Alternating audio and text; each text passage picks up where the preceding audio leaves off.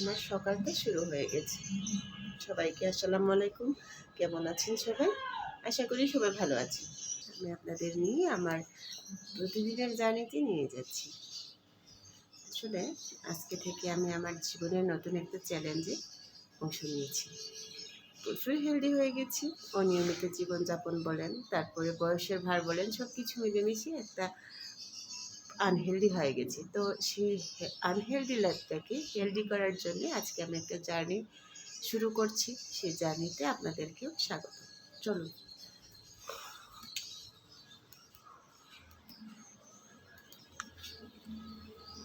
এটা আমার রান্নাঘর। এটা আমার সবচাইতে পছন্দের জায়গা। এই বারান্দা দিয়ে যখন মৃদুমন্দ বাতাস এসে শরীরটাকে শীতল করে দিয়ে যায়, তখন মনটা ভীষণ ভালো লাগে। আসলে এইরকম দক্ষিণ দিকের জানালা করা বাসা বাড়ি তো সবসময় পাওয়া যায় না। আমরা আগে যে বাসায় ছিলাম, যে ফ্ল্যাটে ছিলাম, সেটা ছিল পশ্চিম সাইড, উত্তর সাইডে জানালা।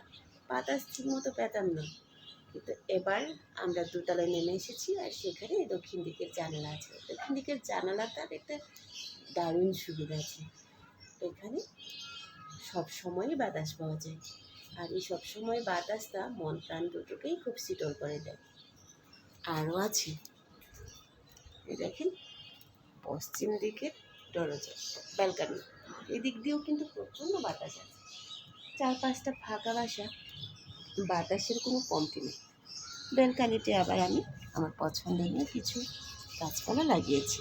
তো দেখুন, এটা আমার ব্যালকানি।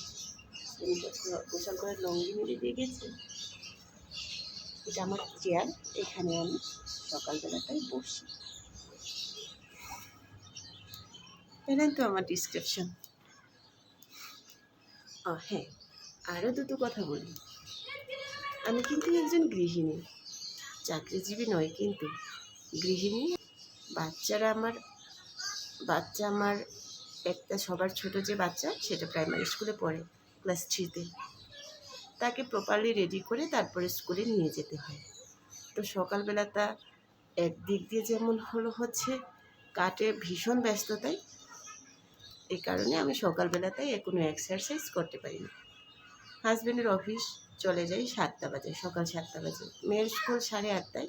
ওকে রেডি করে 7:30টার মধ্যে ঘুম থেকে ঢেকে রেডি করে তারপরে ওকে স্কুলের জন্য রেডি করতে হয়। তো বলুন তো, আমার সময়টা কখন? আমার সময়টা খুবই নিজের জন্য কম থাকে। তো এর ফাঁকেই নিজেকে একটু গোছানোর জন্যে, 40 আপ হয়ে যাচ্ছে বয়স বাড়ছে, স্বাস্থ্যও বাড়ছে পাল্লা দিয়ে। এই কারণে এখন ডায়েট প্ল্যানটা করেছি, সেই জার্নিতে আপনাদেরকে আমি সাথে নিচ্ছি। এই যে এক ঝলকে আমার বাসা বাড়ি আপনাদের দেখিয়ে দিলাম। ভীষণ অগোছালো, কিন্তু এখনও গুছিয়ে উঠি নাই। বিছানাটা এখনও ঝাড়ও দিই নাই। ঘুম থেকে উঠে শুধু মশারিটাই তুলে দিয়েছি। আর আমি সকালবেলা থেকে সব কিছু রেডি করে নিচ্ছি খাওয়ার জন্য, সাথে আপনাদের সাথে একটু গল্প করলাম।